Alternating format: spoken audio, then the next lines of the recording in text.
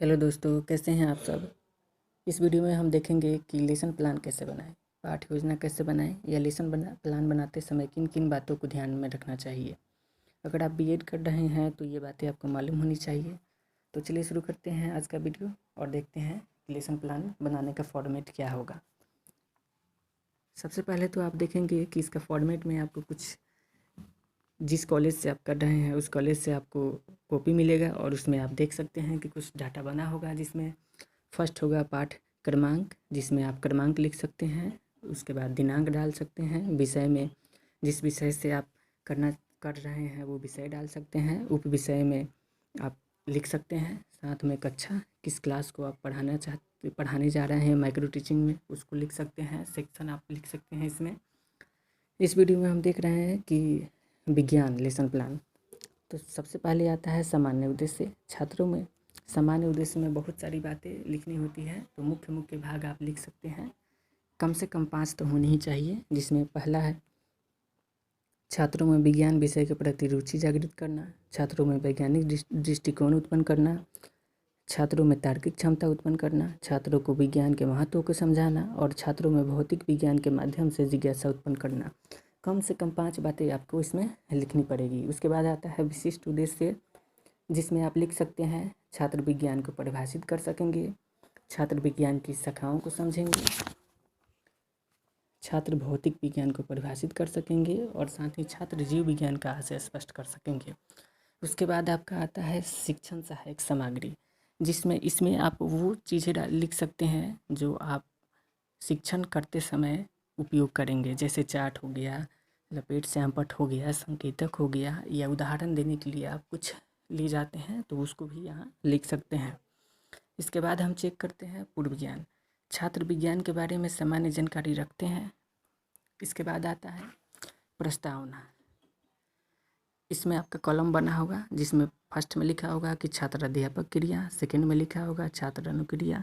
जैसे आप यहाँ देख ही रहे हैं, फर्स्ट क्वेश्चन है प्राचीन काल में विद्यार्थी शिक्षा कहाँ ग्रहण करते थे, तो छात्र अनुक्रिया होगा गुरुकुल में। फिर आज विद्यार्थी शिक्षा कहाँ प्राप्त करते हैं, तो छात्र अनुक्रिया होगा विद्यालय में। ठीक वैसे ही ऐसे जेड शेप में यहाँ ये बातें आपको ध्यान में रखनी है कि जो भी प्रश्न बने वो जेड शेप में बने, एक दूसरे से रिलेट करे। इसके बाद आता है उद्देश्य कथन। बच्चों, उद्देश्य कथन में आप लिख सकते हैं कि बच्चों आज हम विज्ञान का विस्तृत अध्ययन करेंगे। इसके बाद आप फॉर्मेट देख रहे हैं, आधा इनपुट होगा अपेक्षित व्यवहार परिवर्तन। उसके बाद होगा पाठ्य वस्तु, जो पाठ्य वस्तु आप पढ़ाना चाहते हैं जा रहे हैं वो लिख सकते हैं, जैसे इसमें लिखा हुआ है विज्ञान से तात्पर्य। इसके बाद आता है उद्देश्य एवं उनका विशिष्टीकरण। इसमें आप लिख सकते हैं छात्र विज्ञान को परिभाषित कर सकेंगे। इसके बाद आता है शिक्षक क्रियाएं, जो आप करेंगे वहाँ पर आप पढ़ाएंगे, जो आप बोर्ड पे लिखेंगे वो यहाँ हो सकता है, उसको स्पष्टीकरण लिखकर आप लिख सकते हैं। जैसे इसमें लिखा गया है विज्ञान के बारे में, विज्ञान किसे कहते हैं, तो सावधानीपूर्वक और क्रमबद्ध तरीके से किए गए प्रयोग और परीक्षणों द्वारा प्राप्त ज्ञान को विज्ञान कहते हैं। जैसे मोबाइल विज्ञान की देन है।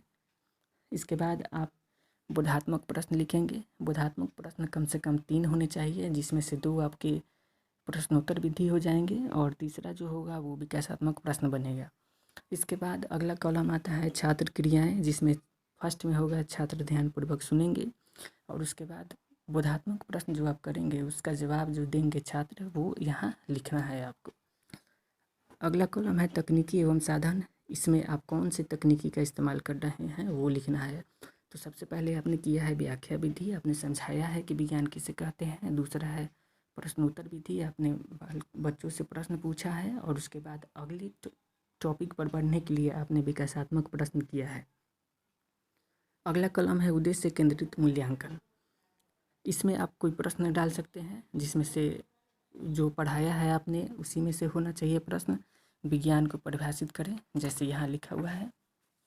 इसके बाद ठीक वही सारी बातें आपको सेकंड में लिखना है, दूसरा टॉपिक बना के, जैसे विज्ञान के मुख्य शाखाएं। इस एक बात को यहाँ ध्यान में रखना है कि जो आप बोधात्मक प्रश्न में तीसरा प्रश्न जो पूछेंगे आप विकासात्मक प्रश्न, वो आपका अगला हेडिंग होगा। सेम वैसे ही आपकी तीसरी कॉलम भी भरना है आपको। इसके बाद देखिए आता है श्यामपट्ट सारांश। श्यामपट्ट सारांश आप जो पढ़ाए हैं वही इसमें लिखना है। सबसे पहले आप तो ब्लैक पेपर का इस्तेमाल करेंगे, जैसे ब्लैक बोर्ड जैसा दिखना चाहिए, और इस पर वाइट से लिखेंगे जिससे वो स्पष्ट दिखाई दे। सबसे पहले आपको लिखना है प्रकरण, जो भी आपने दिया है टॉपिक नेम, और उसके बाद जो आपने पढ़ाया है उसको। इसके बाद पुनरावृत्ति आप दे सकते हैं, जिसमें आप क्वेश्चन पूछ सकते हैं जो भी पढ़ाए हैं आप, और उसके बाद गृह कार्य दे सकते हैं, ताकि बच्चे जो पढ़े हैं उसको अगली बार गृह कार्य करके ले आएँ। अब अगला पेज आप देख रहे होंगे जिसमें आपको पर्यवेक्षक प्रतिवेदन, जब ये कॉपी आप कॉलेज में जमा करेंगे तब आपके शिक्षक इसे चेक करेंगे, और उसके बाद जिस अनुसार आपने बनाया होगा वैसे आपको रेटिंग्स देंगे। तो उम्मीद है कि आपको अच्छे से समझ में आया होगा ये वीडियो। अगर पसंद आया तो लाइक करें, सब्सक्राइब करें और शेयर करें।